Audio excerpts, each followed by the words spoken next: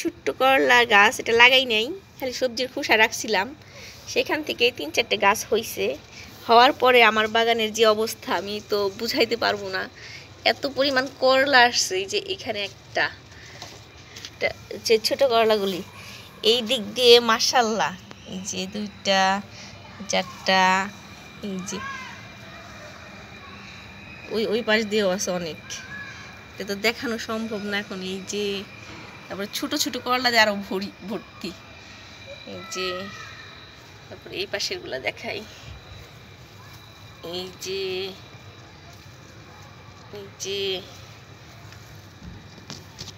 তারপরে আরো ভিতর দিয়েও আছে। এখন কথাটা হইল যে আমি এটার জন্য মাচা দিছি, এই যে মাচা তো পলাশে দিয়ে দেয় না, পলাশে অনেকবার কইছি দেয় না। আর এই যেখানে মেন হলো আমার এই যে পুঁই শাক লাগাইছি, পুঁই শাক লতানোর মতো যে উঠতেছে উপরে, উঠে গেছে অলরেডি। পুঁই শাকের এক একটা পাতা দেখেন কত বড়, এই যে একেবারে একটা হাতের থেকেও বড়। তো এগুলো পুষ্টি পাইছে অনেক, এগুলো সব সবজির খোসা, সামান্য মাটির মধ্যে সবজির খোসা দিয়ে লাগানো। আর এই যে আয়নামণি কাটিং করতেছে গাছের পাকা পাকা পাতাগুলো বাইসে বাইসে ফালাইতেছে। না না, ওটা ফুল। আর আমার আজকে মেয়েটা অনেক বড় একটা ব্যথা পাইছে, আপনারা কি করবেন বললেন। এই দেখেন আমার একটা ক্যাকটাস, আর এই ক্যাকটাসের সাথে একটা অরিগেনো। আর যেটা আমাদের সবজির খোসা জমাইছি এটার মধ্যেও লাগাবো।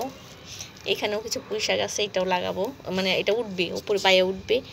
এটা ওই যে ওইটার ভিতরেই ছিল, ওইটার ভিতর থেকে কমাই দিয়ে এখানে নিয়ে আসছে, কালকে পরশু নাড়াই দিলাম। এই যে একটা ফুল গাছ হচ্ছে, মানে পাতাবাহার, পার্পল হার্ট। তো আজকে আর এদিকে দেখাই কিছু, আমি বেশি সবজি লাগাই না, কিন্তু আমার সবজি লাগাইলে দেখলাম যে হবে উন্নত মানের সবজি। এখানে আমি কচু লাগিয়েছিলাম, এই যে কালো কচু, মাশাআল্লাহ অনেক বড় বড় হয়েছে। এটা কিন্তু গাছ লাগাই নেই, যে কচু কিনে এনে কচু কাটতে চোখ, কচু ছোটো ছোটো চোখ হয় না লতির মতো, ওইটা লাগাইছিলাম। ওইটার থেকেই যে মাশাআল্লাহ অনেক বড় হয়েছে। এটা অনেক মিষ্টি মিষ্টি কচুটা খেতে। আর এটার মধ্যে যে একটা বিচি পড়ছিল পুঁই শাকের, যে একাই এত বড় হয়ে গেছে, দেখছেন কেমন মোটা গাছটা।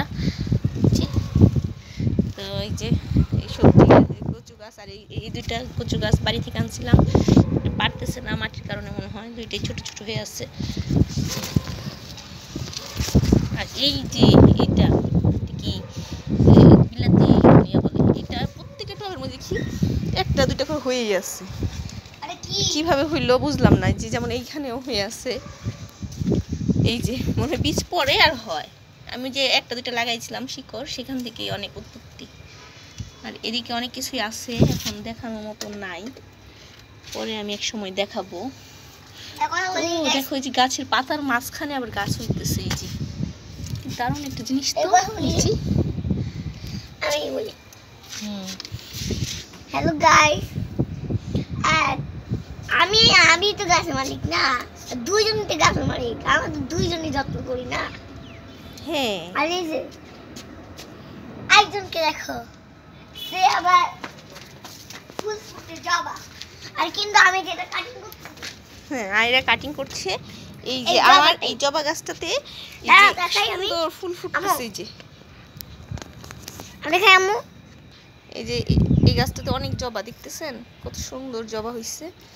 আবার এই যে এইদিকে আমি একটু শিফট করে উঁচা জায়গায় নিয়ে আসছি, এই যে নয়নতারা, এইদিকে নয়নতারা আছে। আর এই জবা গাছটা ছিল একটা বোতলের মধ্যে, মাটি অল্প মাটিতে ছিল, সেটা আমি উঠাইছি। আমি এটা কাটিং করতেছি, এটা ইয়েলো পাতাগুলা যে মানে শিফট করার পরে পাতাটা হেলে গেছে, মানে গুঁড়ার মধ্যে মনে হয় একটু ঝামেলা হয়েছে, এর জন্য। যাক, ঠিক হয়ে যাবে, পানি দিয়ে যত্নে রাখছি, ছায়ায় রাখছি, দেখা যাক কি হয়। তো সবাই ভালো থাকবেন। আর যে বাড়ি গেছিলাম, হ্যাঁ ঈদে বাড়ি যাওয়ার পরে আমার এই গাছগুলো রোদের তাপে কি অবস্থা হয়েছে দেখছেন।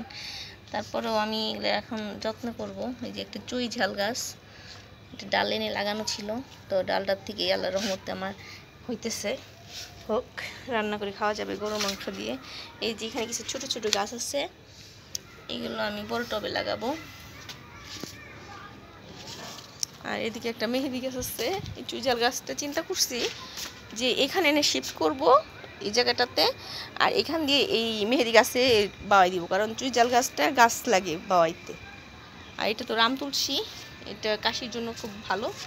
আর এটা আমি এটা চা করে খাই, কিন্তু দুর্ভাগ্যবশত যে ঈদের কারণ বাড়ি গেছি কয়দিন বৃষ্টি হয় নাই ঢাকাতে, অথচ গ্রামে প্রতিদিন বৃষ্টি হইতো। এই যাক গাছটা আবার পাতা ছাড়ছে, মানে কয়েকদিনে ঠিক হয়ে যাবে। তো ভালো থাকবেন সবাই, ঢাকা শহরে থাকি, কাঠখুট্টার দিন, আর কি বলবো, আল্লাহ হাফেজ।